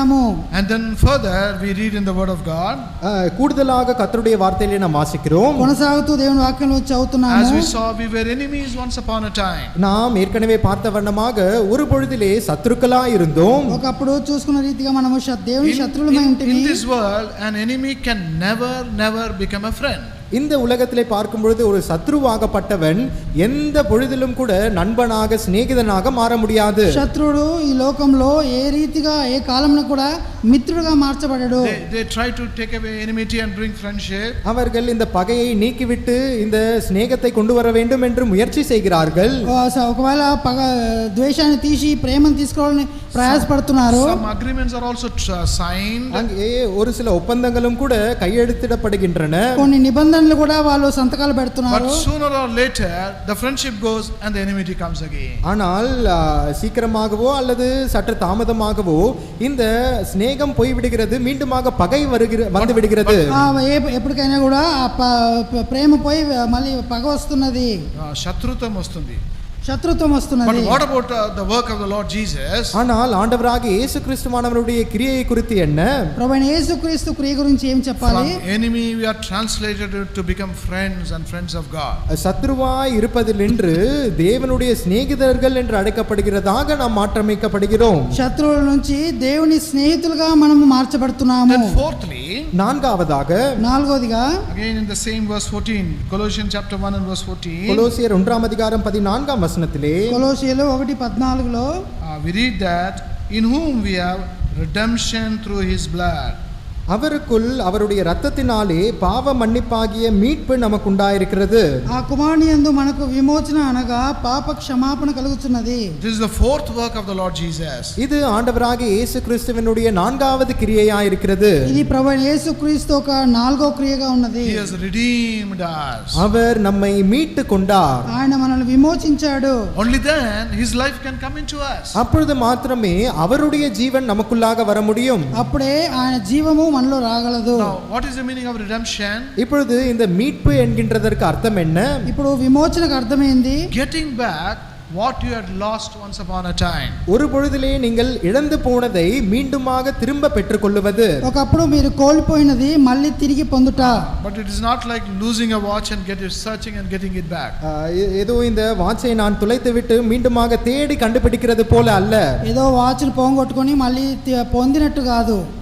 By mistake I leave the watch here. ஒருவேளை தவறுதலாக என்னுடைய வாட்சை நான் இங்கேயே விட்டுவிட்டேன் என்றால், ఒకవేళ తెలియకుండా నా వాచ్ని ఇక్కడ విడిచిపెట్టాను After I అనుకోండి, go back, நான் அங்கே போய்விட்ட பிற்பாடு నేను పోయిన తర్వాత I'll be searching for my watch. என்னுடைய கடிகாரத்தை நான் தேடுகிறேன். నా ఒక గడియారం ఎతుకుతున్నాను. I asked some people, did you see my watch? அங்கே எனக்கு தெரிந்தவர்களை பார்த்து என்னுடைய வாட்சை நீங்கள் பார்த்தீர்களா என்று கேட்பேன். నాకు తెలిసిన వాళ్ళని చూసి అడుగుతున్నాను, వాచ్ని చూశారని అడుగుతున్నాను. And Joshi says, அங்கே ஜாஷி சொல்லுவார், జోషువా అంటున్నాడు, I've got it. நான் அதை பார்த்து என்னிடத்தில் இருக்கிறது. నేను చూశాను, నా దగ్గర ఉంది. You left it on the table. இந்த மேஜையிலே நீங்கள் விட்டு சென்றீர்கள். బల్ల మీద విడిచిపెట్టిపోయారు. And simply he gives it back. ஆகவே அதை எடுத்து வெறுமனே என்னிடத்தில் கொடுத்து விடுவார். అది తీసి వెంటనే నాకు ఇస్తాడు. That is not redemption. அது மீட்பல்ல. అది విమోచన కాదు. Redemption is getting back what you lost by paying a price, and in our case by paying a great price. மீட்பு என்று சொல்லப்படும் பொழுது அந்த இழந்து போனதை மீண்டுமாக கிரயம் கொடுத்து வாங்குகின்ற காரியம் நம் பட்சத்திலே பார்க்கும் பொழுது பெரிதான கிரயத்தை செலுத்தி நம்மை மீட்டு கொண்டார். విమోచన చూసినప్పుడు ఆ పోగొట్టుకున్నది అలా కోల్పోయినది గొప్ప క్రయాన్ని చెల్లించి మళ్ళీ తిరిగి పొంది అది మన దగ్గర మనలో చేయబడ్డప్పుడు అది గొప్ప కార్యమై ఉన్నది. Some of you know about this simple Sunday school story, John and his boat. உங்களில் ஒரு சிலர் இந்த எளிமையான ஞாயிறு வகுப்பு பாடத்தை அறிந்திருப்பீர்கள். ஜான் மற்றும் அவனுடைய போட்டை குறித்தது, படகை குறித்ததான அந்த கதை. ఆ జాను అతని పడవ గురించి సండే స్కూల్ కథ మీరు వినుంటారు. How many of you know that? உங்களில் எத்தனை பேருக்கு அது தெரியும்? ఎంతమందికి అది తెలుసు మీకు? At least Sunday school teachers must know that. ஞாயிறு வகுப்பு ஆசிரியர்களுக்கு அது தெரிந்திருக்கும். సండే స్కూల్ టీచర్స్ కి అది తెలిసి ఉండాలి. Very few people know that.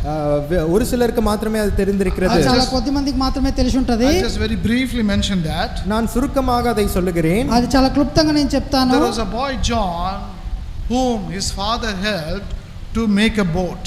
John என்று சொல்லி ஒரு பையன் இருக்கிறான். அந்த பையன் தன்னுடைய தகப்பனாரோடு கூட சேர்ந்து அங்கே ஒரு அழகான படகை அவன் செய்கிறான். జాన్ అనే ఒక అబ్బాయి ఉన్నాడు, తన తండ్రితో కలిసి ఒక పడవను తయారు చేస్తున్నాడు. Small play boat. ஒரு சிறிய விளையாட்டு சாமானாக அந்த படகை அவனே செய்கிறான். అది పిల్లలు ఆటలాడుకునే ఒక పడవ. Because he had a desire to take that boat and play it by the river side which was near his house. ஏனென்றால் தன்னுடைய வீட்டுக்கு அருகாமையில் இருந்த அந்த ஆற்றிலே இந்த படகை வைத்து அவன் விளையாட ஆசையா இருந்தான். అయితే ఆయన ఇంటి పక్కన ఉన్న చెరువులో ఆ పడవను పెట్టి ఆటలాడుకోవాలనుకున్నాడు. He himself made it. அவர் தாமே அதை தன்னுடைய கைகளினாலே செய்தார். అది ఆయన హస్తములతోనే చేశాడు. And he took interest in coloring that boat also. அந்த படகை வண்ணம் தீட்டுவதிலும் கூட மிகவும் ஆர்வமாய் அதை செய்தார். ఆ పడవకి కలర్ కూడా కొట్టాడు. Then he told his father, தகப்பனாரிடத்தில் அவர் சொன்னார், తర్వాత తండ్రి దగ్గర చెప్పాడు, அப்பா இதுக்கு ஒரு பேர் வைக்கணும் அப்பா. அப்பா இதுக்கு ஒரு பேர் வைக்கணுமே. తండ్రి దీనికి ఒక పేరు పెట్టాలి. Father said go ahead. அங்கே அப்பா அவரை பார்த்து நீ பிடித்தமான பெயரை வை. తండ్రి అన్నాడు కొనసాగించి పెట్టి నువ్వే అన్నాడు. அங்கே சற்று நேரம் யோசித்தான். వెంటనే ఆలోచించాడు. And he gave his own name. பிற்பாடு தனக்கு சொந்தமான விருப்பமான பெயரை சொல்லிவிட்டார். తనకి ఇష్టమైన పేరుని చెప్పాడు. ஜான் என்றே சொல்லிவிட்டார். జాన్ అని చెప్పాడు. But one day, ஆனால் ஒரு நாளிலே, అయితే ఒక దినము, as he was playing in the water of the river, இப்படியாக அந்த ஆற்று தண்ணீரிலே இந்த படகை வைத்து அவர் விளையாடி கொண்டிருந்த பொழுது, ఒక దినము ఆ చెరువు పక్కన ఆ పడవ పెట్టి ఆటలాడుకున్నప్పుడు the string with which he was playing snapped and the boat got washed away in the river. அவர் எந்த கயிறை வைத்து அந்த படகை இழுத்து கொண்டு விளையாடி கொண்டிருந்தாரோ அந்த கயிறு அறுப்புண்டு அந்த படகு அந்த தண்ணீரிலே அடித்து கொண்டு சென்றது. ఏ దారం కట్టి దాన్ని లాగి నడిపి ఆడుతున్నాడు, తెగిపోయి వెళ్ళిపోయింది పడవ. Crying very much and thought it is lost. உடனடியாக அவர் அந்த படகு இப்பொழுது தொலைந்து விட்டது என்று சிந்தித்து அதிகமாக அழ ஆரம்பித்து விட்டார். వెంటనే ఆ పడవ పోయిందని చెప్పి చింతించి ఏడ్చడం ఆరంభించాడు. One day as he was going with his father in the market, ஒரு நாளிலே சந்தையிலே தன்னுடைய தகப்பனாரோடு கூட இவர் சென்று கொண்டிருக்கும்போது, ఒక దినము తన తండ్రితోని ఆ ఒక సంత వీధిలో పోతున్నప్పుడు suddenly started screaming and shouting. அங்கே திடீரென்று இப்படியாக கத்தி சொல்லுகிறார். వెంటనే కేకలు వేసి ఇటు చెప్తున్నాడు, அப்பா look there it is my boat. அப்பா அங்கே பாருங்க என்னுடைய படகு அங்கே இருக்கிறது. నాన్న నా పడవ ఉంది చూడండి అంటున్నాడు. Father told him, தகப்பனார் அவனை பார்த்து சொன்னார், వాళ్ళ నాన్న చెప్పాడు, பைத்தியக்காரன் மாதிரி கத்தாத, పిచ్చోళ్ళగా అరవద్దు, that cannot be your boat. அது உன்னுடைய படகா இருக்க முடியாது, అది నీ పడవగా ఉండదు. You would have gone into the sea with the river.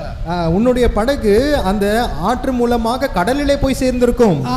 నీ ఒక పడవ ఆ చెరువులోంచి సముద్రంకి వెళ్ళిపోయి ఉంటది. But this boy went near that and said, ஆனால் இந்த பையனோ அந்த படகுக்கு அருகாமையிலே சென்று சொன்னார், ఆ ఒక పిల్లోడు ఆ ఒక పడవ దగ్గరికి పోయి చెప్తున్నాడు, அப்பா this is my boat, my name John is there. அப்பா இது என்னுடைய படகுதான், நான் எழுதின என்னுடைய பெயர் அதன் மேலே எழுதப்பட்டிருக்கிறது. ఇది నా పడవే, నేను పెట్టిన పేరు జాన్ అని రాయబడి ఉంది. So the father went and asked the shopkeeper.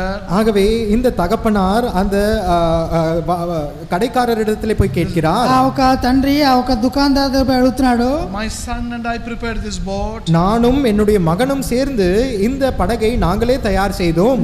నేను నా కొడుకు కలిసి పడవను తయారు He has చేశాము. given his name to that boat. இவர் தன்னுடைய பெயரையே அந்த படகுக்கு வைத்திருக்கிறார். ఇతడు ఆ పడవకి తన పేరే పెట్టుకున్నాడు. Why don't you please give it back to my son? நீர் அந்த படகை மீண்டுமாக என்னுடைய மகனுக்கே கொடுத்து விடலாமே.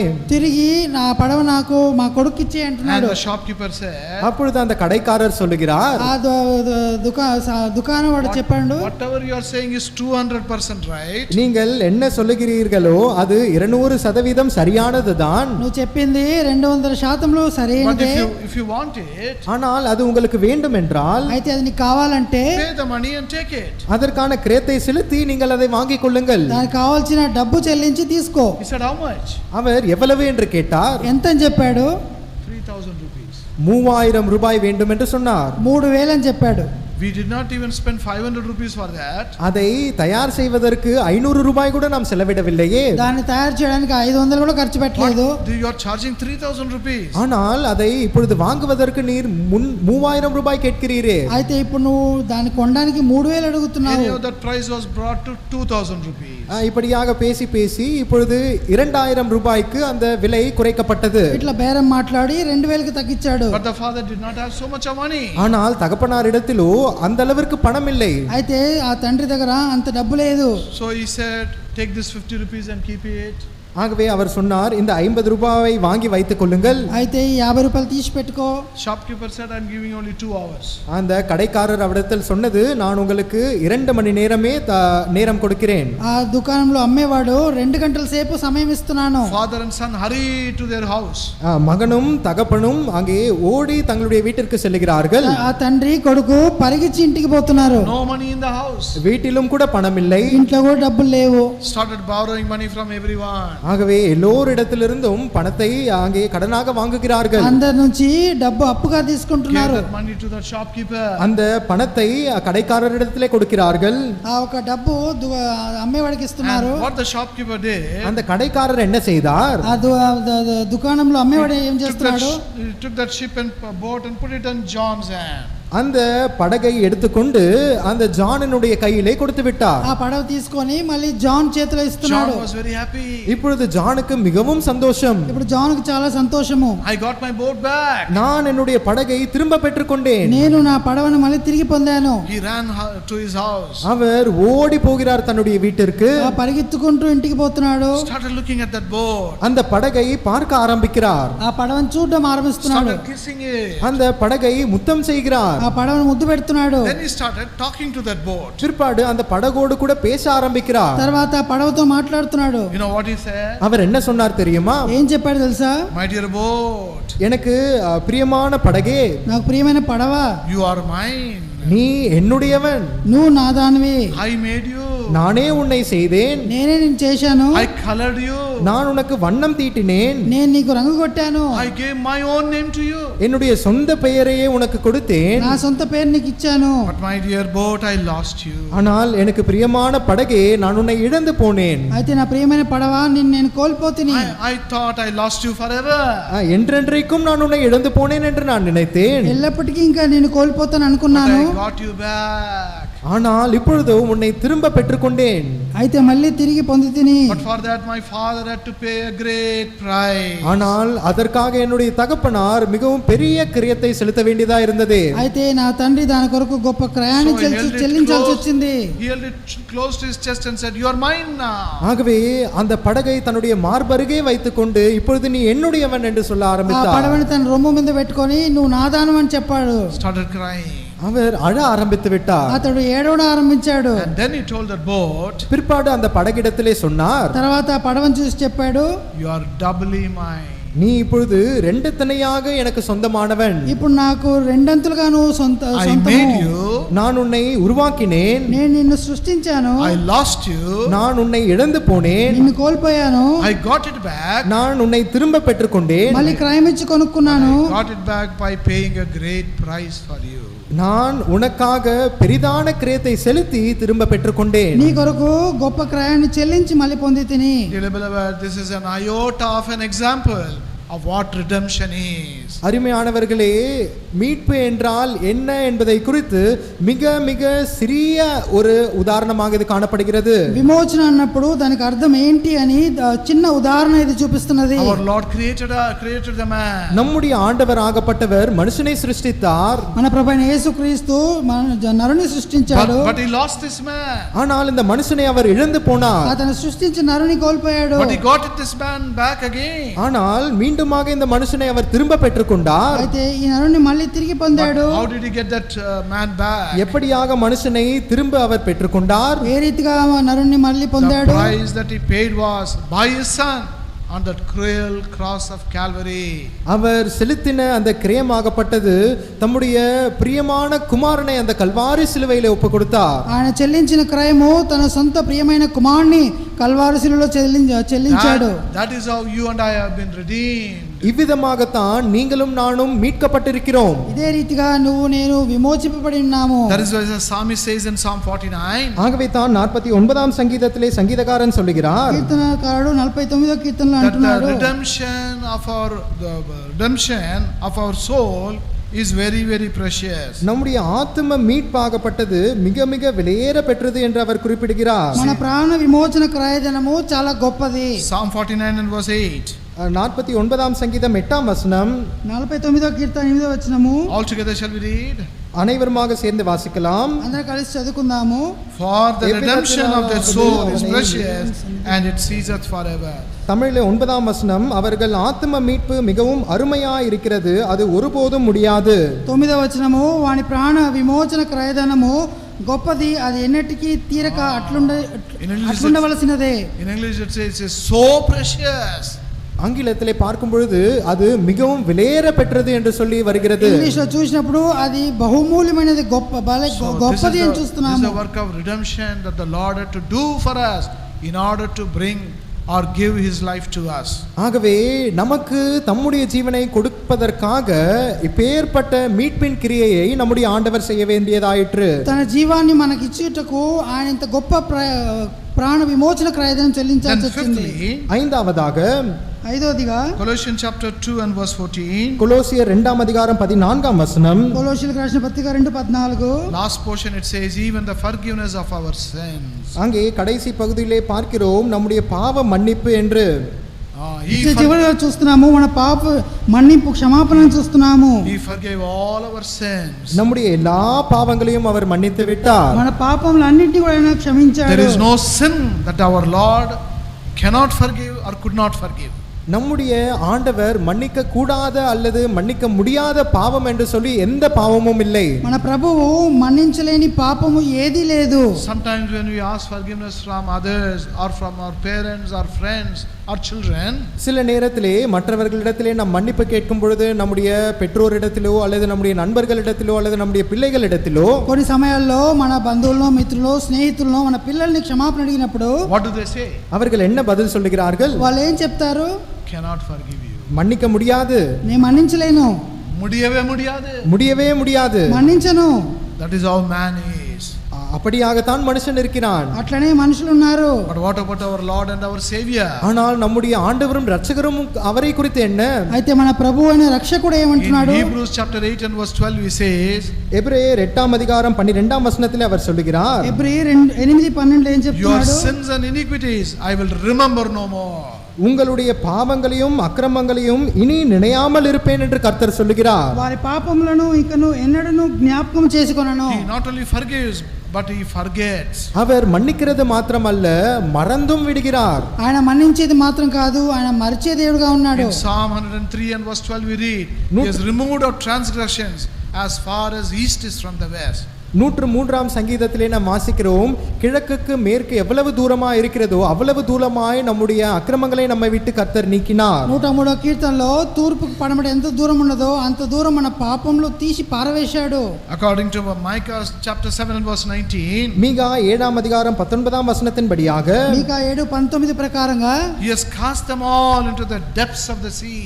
அவர் நம்முடைய பாவங்களை எல்லாம் சமுத்திரத்தின் ஆழத்திலே போட்டுவிட்டார். మన దోషములన్నిటినీ సముద్రపు అగాధంలో He వేశాడు. has cast them even behind his back. மற்றும் அவைகளை தன்னுடைய முதுகுக்கு பின்னாகவும் அவர் போட்டுவிட்டார். వాటిని తన వీపుకు వెనకాల వేశాడు. That is how the Lord forgives us and forgave us. இப்படியாகத்தான் கர்த்தர் நம்மை மன்னித்து மறந்து விடுகிறார். ఈ రీతిగానే మన ప్రభువు మన్నించి ఆయన దాన్ని మరిచేవాడుగా ఉన్నాడు. And then in verse 21 we read, பிற்பாடு 21ஆம் வசனத்திலே நாம் வாசிக்கிறோம், తర్వాత 21వ వచనంలో చదువుతున్నాము, He has reconciled us back to God. அவர் மீண்டுமாக தேவனோடு கூட நம்மை ஒப்புரவாக்கினார். దేవునితోని మళ్ళీ ఐక్యత కలిగేటట్టు చేశాడు. The fellowship and the union and the privilege that man lost in the Garden of Eden has been given back to him. அந்த ஐக்கியம் ஒருமனப்பாடு எந்தெந்த காரியங்களை மனுஷன் அந்த ஏதேன் தோட்டத்தில் இழந்து போனானோ அந்தந்த காரியங்களை எல்லாம் மீண்டும் மனுஷனுக்கு கர்த்தர் கொடுக்கிறார். ఏదైనా తోటలో ఏమైతే కోల్పోయాడో ఐక్యత అవన్నీ కూడా మళ్ళీ తిరిగి ఇస్తున్నాడు. And seventhly, in verse 20 we read,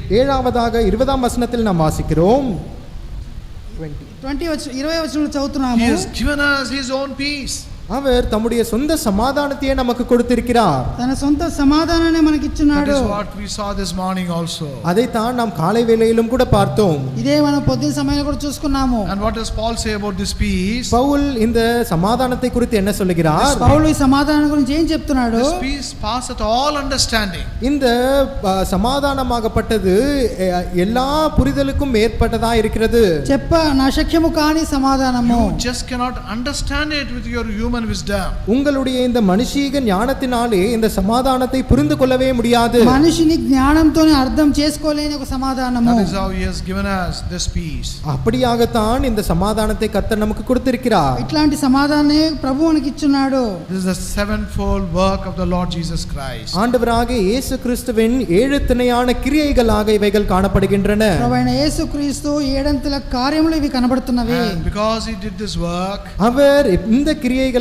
செய்தது நிமித்தமாக, ప్రభు ఈ క్రియలు చేసిన కారణాన, and because it involved a great price, மற்றும் இதற்கு பெரிதான கிரியம் அங்கே காணப்பட்டது நிமித்தமாக, దీని కొరకు గొప్ప క్రయము అక్కడ కనబడ్డది కనుక, because it cost His very life, தன்னுடைய சொந்த ஜீவனையே கிரயமாக அவர் செலுத்தினதின்படியாக, తన సొంత జీవాన్ని క్రయంగా చెల్లించాడు when కాబట్టి, you and I accept this sevenfold finished work of the Lord Jesus Christ, நீங்களும் நானும் ஆண்டவராகிய இயேசு கிறிஸ்துவினுடைய இந்த முடிக்கப்பட்ட ஏழு திணையான கிரியைகளை ஏற்றுக்கொள்ளும் போது, ఈ యొక్క ప్రభు అయిన యేసుక్రీస్తు చేసి ముగించిన That- ఏడు అంతల కార్యాలని మనం అంగీకరించినప్పుడు, that opens a door for the very life of Christ to come into us.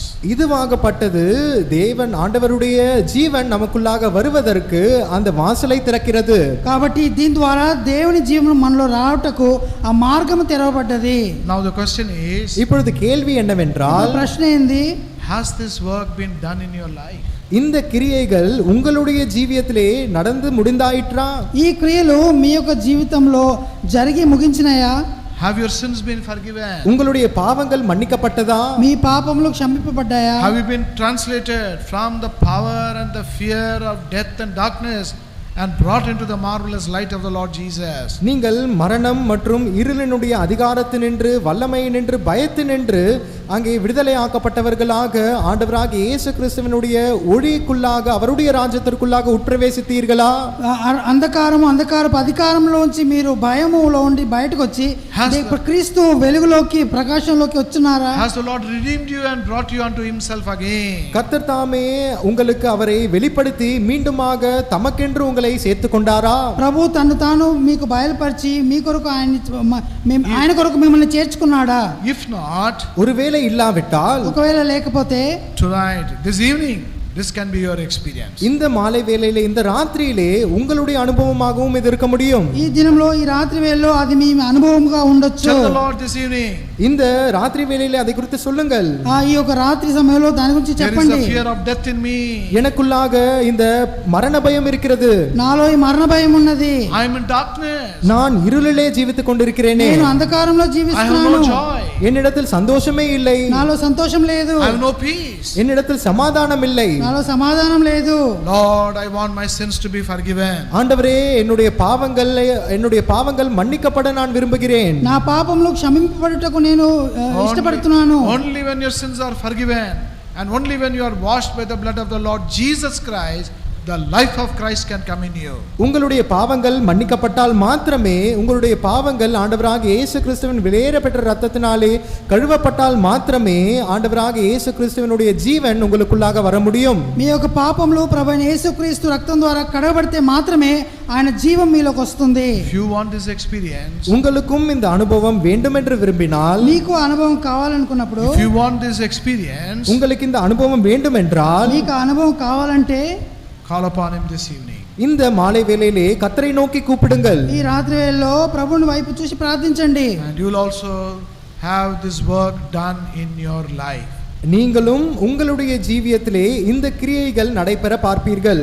మీరు కూడా మీ జీవితాల్లో క్రియలు జరిగేది చూస్తారు. This will lead you to receive the very life of the Lord Jesus Christ in you.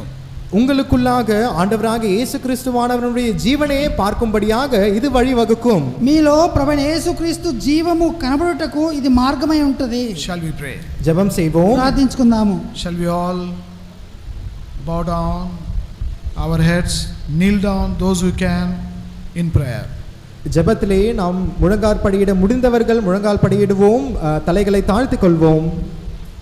Is anybody here seeking the forgiveness of God? இங்கே அமர்ந்திருக்கிறவர்களில் யாராகிலும் கர்த்தருடைய மன்னிப்பிற்கு தேடிக் கொண்டிருக்கிறீர்களா? Do you want the peace of God? உங்களுக்கு தேவனுடைய சமாதானம் வேண்டுமா? మీకు దేవుని సమాధానం కావాలా? Do you want the very life of Jesus Christ in you? உங்களுக்குள்ளாக ஆண்டவராகிய இயேசு கிறிஸ்துவானவரின் ஜீவனே வேண்டும் என்று விரும்புகிறீர்களா? మీకు ప్రభువైన యేసుక్రీస్తు జీవం కావాలని కోరుతున్నారా? You don't have to go anywhere. நீங்கள் வேறெங்கும் செல்ல வேண்டியதில்லை. మీరు ఎక్కడికి పోవాల్సిన అవసరం లేదు. Don't have to pay any price. நீங்கள் எப்பேற்பட்ட கிரயமும் செலுத்த வேண்டாம். మీరు ఎట్లాంటి క్రయము చెల్లించాల్సిన అక్కర్లేదు. In just few seconds you can get this experience. ஒரு சில நொடிகளுக்குள்ளாக இந்த அனுபவத்தை நீங்கள் பெற்றுக்கொள்ளலாம். కొన్ని క్షణంలో మాత్రమే ఈ అనుభవాన్ని పొందొచ్చు. All you have to say is, நீங்கள் சொல்ல வேண்டியதெல்லாம் என்னவென்றால், మీరు చెప్పాల్సింది ఏంటంటే, Lord, I am a sinner. ஆண்டவரே, நான் ஒரு பாவி, ప్రభువా నేను ఒక పాపిని, have mercy on me. என் மீது இரக்கமாய் இருந்தருளும். నన్ను కరుణించుము. Thank you for coming into this world for me. எனக்காக இந்த உலகத்திற்கு வந்ததற்காக உமக்கு நன்றி செலுத்துகிறேன். నా కొరకు ఈ లోకానికి వచ్చినావు కాబట్టి స్తోత్రిస్తున్నాను. Thank you for taking all my punishment upon you. எல்லா தண்டனையும் உம்மீது நீர் எடுத்துக்கொண்டதற்காக நன்றி செலுத்துகிறேன். నా శిక్ష యావత్తును నువ్వు భరించినందుకు నిన్ను స్తుతిస్తున్నాను. Thank you for dying in my stead and in my place. எனக்கு பதிலாக என்னுடைய ஸ்தானத்திலே நீர் மரித்ததற்காக நன்றி. నాకు బదులుగా నా స్థానంలో నువ్వు చనిపోయినందుకు స్తోత్రాలు. Lord, kindly forgive me. ஆண்டவரே, தயவாய் என்னை மன்னித்தருளும். దయచేసి మన్నించుము. Wash me by your precious blood. உம்முடைய விலையேறப்பெற்ற இரத்தத்தை கொண்டு என்னை கழுவி அருளும். నీ యొక్క వెలగల రక్తంతో నన్ను కడిగి శుద్ధీకరించు. Will this be your prayer this evening? இந்த மாலை வேளையிலே இந்த ஜெபம் உங்களுடையதா இருக்குமே?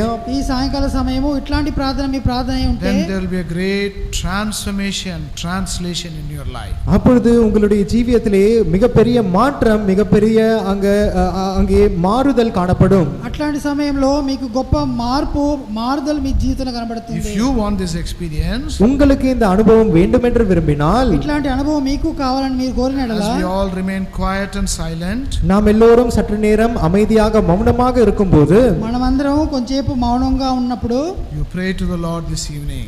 இந்த மாலை வேளையிலே நீங்கள் கர்த்தரை நோக்கி ஜெபியுங்கள். ఈ సాయంకాల సమయంలో ప్రభు వైపు చూసి ప్రార్థించండి. The Lord will hear your prayer, Karthar- answer your prayer and forgive you. கர்த்தர் உங்களுடைய ஜெபங்களுக்கு செவி கொடுத்து ஜெபங்களுக்கு பதில் அளித்து உங்களுடைய பாவங்களை மன்னிப்பார். ప్రభు మీ ప్రార్థన ఆలకించి జవాబిచ్చి మీ పాపాన్ని క్షమిస్తాడు.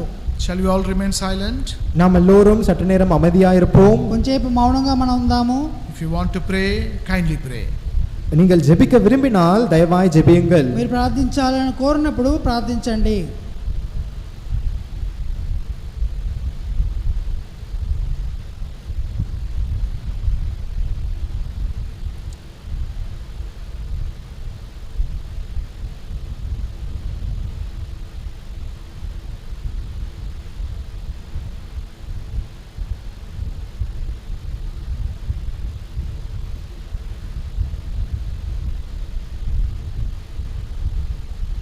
Is there anyone who has prayed? யாராகிலும் அந்த ஜெபத்தை செய்தீர்களா? ఎవరైనా ఆ ప్రార్థన చేశారా? The Lord has heard your prayer. கர்த்தர் உங்களுடைய ஜெபங்களுக்கு செவி கொடுத்தார். ప్రభువు మీ ప్రార్థనలో చెవియొగ్గుతున్నాడు. Very joyfully he has forgiven all your sins. மற்றும் சந்தோஷத்துடனே உங்களுடைய எல்லா பாவங்களையும் அவர் மன்னித்து விட்டார். సంతోషంతో మీ పాపములను ఆయన క్షమించాడు. Now you are prepared to receive the life of Christ in you. இப்பொழுது கிறிஸ்துவினுடைய ஜீவனை உங்களுக்குள்ளாக பெற்றுக்கொள்ள நீங்கள் ஆயத்தமாக இருக்கிறீர்கள். క్రీస్తు జీవాన్ని మీరు పొందుటకు మీరు ఇప్పుడు సిద్ధపరచబడి ఉన్నారు. Christ will be your life hereafter. இது முதற்கொண்டு கிறிஸ்துவானவர் உங்களுடைய ஜீவனாய் இருப்பார். ఇది మొదలుకొని క్రీస్తు మీ జీవమై ఉన్నాడు. But we also would like to pray for you. நாங்களும் கூட உங்களுக்காக ஜெபிக்க விரும்புகிறோம். మేము కూడా మీకు ప్రార్థించాలని ఆశపడుతున్నాము. So if you can put up your hand, we will pray for you. ஆகவே உங்களுடைய கையை நீங்கள் உயர்த்தி காண்பித்தால் உங்களுக்காகவும் நாங்கள் ஜெபிப்போம். మీ చేతులు ఎత్తి చూపిస్తే మీ కొరకు ప్రార్థన చేస్తాము. Without feeling shy, show your hand if you have prayed, so that we can pray for you. தயவு செய்து வெட்கப்பட வேண்டாம். ஒருவேளை நீங்கள் ஜெபித்திருப்பீர்கள் என்றால் உங்களுடைய கையை உயர்த்தி காண்பியுங்கள், நாங்கள் உங்களுக்காக ஜெபிக்கிறோம். సిగ్గుపడద్దు. మీరు ఒకవేళ ప్రార్థన చేసి ఉంటే చేతి చూపించినప్పుడు ప్రార్థన చేస్తాము. Anybody? யாராகிலும் ఎవరైనా సరే among brothers or sisters. சகோதரர்களானாலும் சகோதரிகளானாலும் సహోదరులు సహోదరులు ఎవరైనా సరే. Yes sister, the Lord forgive you. சகோதரியே, கர்த்தர் உங்களை மன்னிப்பாராக. సహోదరి ప్రభువు మిమ్మల్ని క్షమించును గాక. You will receive the very life of Christ in you. உங்களுக்குள்ளாக கிறிஸ்துவினுடைய ஜீவனையே நீங்கள் பெற்றுக்கொள்வீர்கள். మీలో క్రీస్తు జీవాన్ని మీరు పొందెదరు. Anybody else? இன்னும் யாராவது? ఇంకెవరన్నా? Don't feel shy. வெட்கப்பட வேண்டாம். సిగ్గుపడద్దు. Show your hand for prayer and you also pray within your heart. ஜெபத்திற்காக கையை உயர்த்தி காண்பியுங்கள், நீங்களும் மனதிலே ஜெபித்துக் கொள்ளுங்கள். ప్రార్థన కొరకు చేతి చూపించండి, మీరు హృదయంలో ప్రార్థించండి. Anybody else? இன்னும் யாராவது? ఇంకెవరైనా? Shall we pray? ஜெபம் செய்வோம். Loving Heavenly Father, அன்புள்ள பரலோக பிதாவே, we thank you Lord for the privilege given to us, for us to sit in thy presence, in thy house, and to hear your word. உம்முடைய சமூகத்திலே உம்முடைய வீட்டிலே அமர்ந்திருந்து உம்முடைய வார்த்தைகளை கேட்கும்படியான ஸ்லாக்கியத்திற்காக நன்றி செலுத்துகிறோம். You said, O Lord, where there are 2 or 3 gathered together in my name, there am I in their midst. எங்கு என்னுடைய நாமத்தினாலே 2-3 பேர் கூடி இருக்கிறார்களோ அவர்கள் மத்தியிலே நானும் இருக்கிறேன் என்று நீர் சொல்லி இருக்கிறீர். You have been in our midst. நீர் எங்கள் மத்தியிலே இருந்தீர். You know our needs and necessities. எங்களுடைய தேவைகளையும் அத்தியாவசியங்களையும் நீர் அறிந்திருக்கிறீர். Accordingly you have been speaking to us. மற்றும் கர்த்தாவே, அதன்படியாக எங்களோடு பேசினீர். Thank you for showing unto us the finished sevenfold work of the Lord Jesus Christ on our behalf. எங்கள் பட்சத்திலே ஆண்டவராகிய இயேசு கிறிஸ்துவானவரின் முடிவு பெற்ற 7 தனையான காரியங்களை எங்களோடு கூட நீர் பகிர்ந்து கொண்டதற்காக நன்றி செலுத்துகிறோம். We are so grateful and thankful to you. கர்த்தாவே, நாங்கள் மிகுந்த நன்றியுள்ள இருதயத்தோடு கூட உம்மை ஸ்தோத்திரிக்கிறோம். Thank you for our dear sister. By simple faith she prayed and asked your forgiveness this evening. கர்த்தாவே, அருமையான சகோதரி எளிமையான விசுவாசத்தை கொண்டு அவர்கள் ஜெபித்தார்கள், அவர்கள் உம்முடைய மன்னிப்பை பெற்றுக்கொண்டார்கள். Thank you for forgiving all her sins. கர்த்தாவே, அவர்களுடைய பாவங்களை எல்லாம் மன்னித்ததற்காக நன்றி. She may go on to experience your very life in her. தொடர்ந்து உம்முடைய ஜீவனை தங்களுக்குள்ளாக அவர்கள் பெற்று அனுபவிக்க உதவி செய்தருளும். Pray for those who are still hardening their hearts. இன்னமும் இருதயத்தை கடினப்படுத்திக் கொண்டிருக்கிறவர்களுக்காக ஜெபிக்கிறோம். Before it is too late, they may also receive you as their personal savior. கர்த்தாவே, மிகுந்த தாமதமாய் இல்லாத பொழுதிலேயே அவர்கள் உம்மை தங்களுடைய சொந்த இரட்சகராக அங்கீகரித்து ஏற்றுக்கொள்ள உதவி செய்தருளும். Do bless our time. எங்களுடைய நேரத்தை ஆசீர்வதித்தருளும். We ask all this with thanksgiving in the name of our Lord and our Savior, the Lord Jesus Christ. அனைத்தையும் நன்றி செலுத்தி எங்கள் ஆண்டவரும் இரட்சகருமாகிய இயேசு கிறிஸ்துவின் நாமத்தில் வேண்டி கேட்டுக்கொள்கிறோம் பிதாவே. Amen.